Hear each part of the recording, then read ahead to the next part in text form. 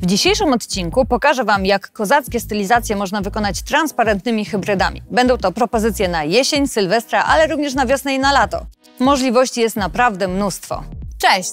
Nazywam się Magda, a to jest kanał dedykowany stylizacji paznokci. Dzisiaj jest ze mną Angie. Witajcie. Mój instruktor z Pabianic, której nie zamienię na nic, która nie zna nail artowych granic. I Angie pokaże nam, jak pracować na tych transparentnych hybrydach w taki sposób, że szczena opada, przynajmniej moja. Koniecznie obejrzyjcie ten odcinek. Na co komu transparentne hybrydy? Przecież kolor powinien kryć i to jak najmocniej. To prawda. Masz rację, ale tylko w połowie. Tradycyjny kolor ma kryć i z tym nie ma co dyskutować. Ale są takie specjalne lakiery hybrydowe do zdobień, które są transparentne i dzięki temu możesz wyczarować nimi niebywałe cuda na paznokciach. Zaintrygowani? Lecimy z tematem. Te transparentne kolory to kolekcja Glass, zawierająca 15 odcieni. To, co najlepsze w Glassach, to ich krystaliczna czystość. W żaden sposób nie tłumią ani nie zarzucają zdobień, które znajdują się pod spodem. Nadają poświatę w czystej, określonej barwie. Taki efekt kolorowego szkiełka. Stąd zresztą nazwa Glass. Zobaczcie, z czym je łączyć, żeby uzyskać efekt wow. Nakładamy lukrecję i utwardzamy. Lukrecja to czarny fiolet lub fioletowa czerń, jak kto woli. Na warstwie dyspersyjnej odbijamy folię transferową Silver 01. Aby dobrze się odbiła, przecieramy jej spód fioletowym cleanerem tuż przed odbiciem. Nie żałujemy sobie, aplikujemy folię prawie na całej powierzchni paznokcia. Nakładamy Glassy, Eurekę u góry i Indigolicious na dole i pracując hybrydowym pędzelkiem, dosłownie kilkoma ruchami uzyskujemy piękne, tonalne przejście. Gdybyśmy pracowali tradycyjnymi hybrydami, trzeba by było sięgnąć po gąbeczkę lub po pędzelek do żelu. W przypadku Glassów dwutonalne ombre można uzyskać pracując pędzelkiem z gel polisha. Utwardzamy.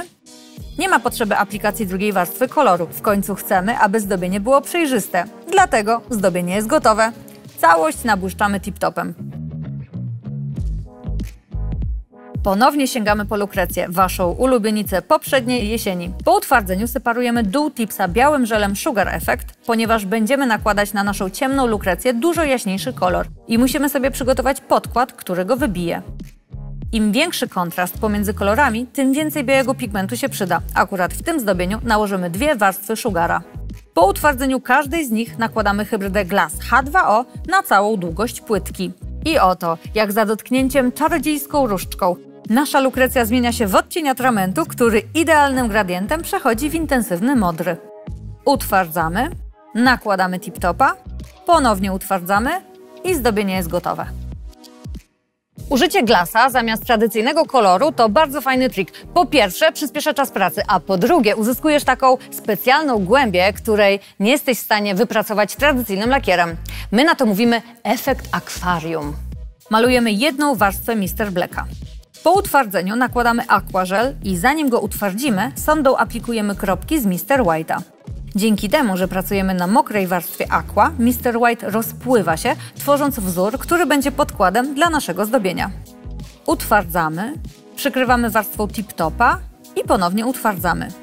Dzięki tej warstwie jeszcze łatwiej będzie nam wykonać cieniowanie, do którego właśnie się zabieramy. Mamy tutaj 7 odcieni do połączenia, więc będziemy pracować precyzyjnym pędzelkiem do zdobień Master Nail Art 006. Wykonujemy ruchy w poprzek, zaczynając od dołu tipsa, nakładając kolejno Eurekę, Hocus Pocus, Hello Yellow, Hula Hop, Barbados, H2O i Nostradamusa. Całkiem fajna ekipa, przyznajcie. Zanim włożymy zdobienie do lampy, upewniamy się, że kolory ładnie przez siebie przenikają. Jeśli nie, poprawiamy pędzelkiem, dopóki nie uzyskamy gładkiego przejścia. Utwardzamy. Nakładamy drugą warstwę dla wzmocnienia efektu tęczy. Ponownie pilnujemy tego, aby uzyskać płynne przejścia z koloru w kolor. Utwardzamy. Całość pokrywamy tip-topem. Jak zawsze przy pracy z tip-topem utwardzamy go w lampie, ponieważ jest hybrydowym, nawierzchniowym topem bez warstwy dyspersyjnej. Po wyciągnięciu tipsa z lampy czekamy kilkanaście sekund, aż top ostygnie. I możemy się cieszyć zarówno zdobieniem, jak i przepięknym tip-topowym błyskiem. Nakładamy Can't Speak French. To przepiękny nudziak, który tym razem nie będzie nam służyć za kolor, tylko za fragment tła. Utwardzamy. Następnie dodajemy gdzieniegdzie lole gondole, aby uzyskać niejednolite podłoże, które jest kolejnym krokiem do naszej skóry węża. Wkładamy tipsa do lampy. Na całość nakładamy czarnego glasa Black Ghosta, który od razu zmienia nasze słodkie, nudziakowe tło w coś, powiedzmy, nieoczywistego. I zanim go utwardzimy, przy pomocy sondy dodajemy krople z wet looka w formie plastrów miodu. To nie jest przypadek, że Angie sięgnęła po wet looka. Ma bardziej gęstą konsystencję niż Tip Top, przez co krople nie rozlewały się w trakcie ich wykonywania. Dopiero po nałożeniu struktury na cały paznokieć możemy zacząć utwardzanie. Po utwardzeniu nakładamy super mat i ponownie wkładamy zdobienie do lampy. Utwardzoną powierzchnię matowimy bufferem. Następnie aplikujemy czarne kropeczki, układając je we wzór rąbów. Ponownie korzystamy z sondy, która jest akuratnym narzędziem do efektu skóry węża. Pracujemy czarnym żelem Arte Brillante, dzięki któremu powstaje kontrast w wykończeniu mat, błysk oraz w strukturze zdobienia. Jest to żel, który ma bardzo mocne napięcie powierzchniowe i nie rozpływa się podczas pracy. Utwardzamy całość i voilà! Skóra węża jest gotowa.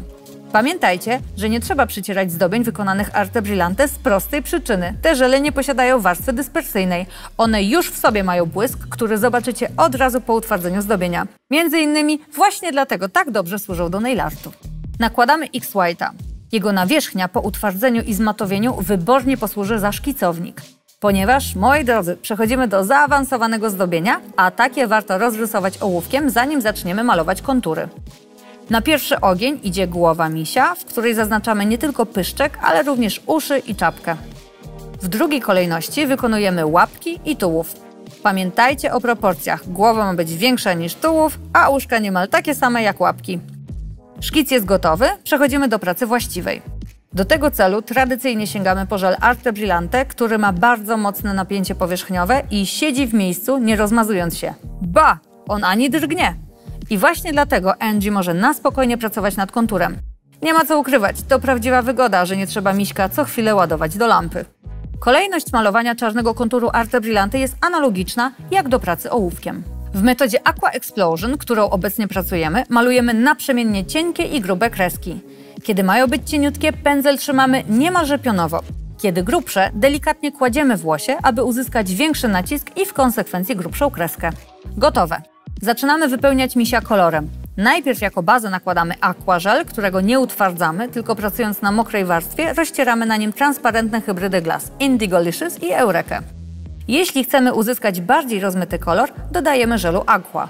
I na odwrót, jeśli chcemy, aby kolor był mocniejszy, dodajemy glassa. Możemy balansować tymi dwoma produktami, aż do uzyskania oczekiwanego efektu. Wkładamy misia do lampy i utwardzamy przez 30 sekund. Dodajemy drugą warstwę cieniowania, tym razem bezpośrednio na utwardzonej powierzchni, ponieważ rozmyty efekt już mamy, a to, co chcemy teraz uzyskać, to bardziej intensywne kolory. Możemy teraz zdecydować, gdzie finalnie chcemy umieścić więcej różu, a gdzie fioletu. Wkładamy drugą warstwę do lampy i utwardzamy przez 30 sekund. Zabieramy się za czapkę misia. Cieniujemy Barbados, Hula Hop, Hello Yellow i odrobinę Kermita, uzyskując niebiesko-zieloną mgiełkę. Dokładnie w tej samej tonacji kolorystycznej wykończymy trawę. Można zatem powiedzieć, że nasz miś siedzi na chmurce. A kto mu zabroni? Niebo wykańczamy tą samą techniką, czyli pracując na mokrym aqua, łącząc kolory H2O i Nostradamusa. Tam, gdzie chcemy, aby efekt był bardziej rozmyty, dodajemy więcej aqua żel. Uszy misia wypełniamy różowym glassem, Eureką. Całość utwardzamy przez 30 sekund. Dotrwaliście do tego momentu? Gratulacje, nasze zaawansowane zdobienie jest już prawie gotowe. Teraz już tylko nam zostały ostateczne detale, które wykonamy po utwardzeniu tip-topa. Zatem nakładamy cienką warstwę i wkładamy zdobienie do lampy. Na utwardzonej powierzchni malujemy nieregularne linie przypominające rozlany tusz, które wykonujemy czarnym Arte Brillante. Cały czas pracujemy jednym i tym samym pędzelkiem, tylko pamiętamy, aby go dobrze wytrzeć, zanim zmienimy kolor. Wisienką na torcie są bliki światła zaznaczone białym Arte Brillante. Całość utwardzamy w lampie przez 30 sekund i zdobienie jest gotowe. I to już wszystkie propozycje na dzisiaj. I jak? Głowa paruje i już nie chcecie patrzeć więcej na tutoriale paznokciowe, przynajmniej do końca dnia? A może wręcz przeciwnie, czujecie niedosyt i chcielibyście zobaczyć jeszcze więcej? Koniecznie dajcie znać w komentarzu, które zdobienie było najlepsze. Dzięki za uwagę. Cześć!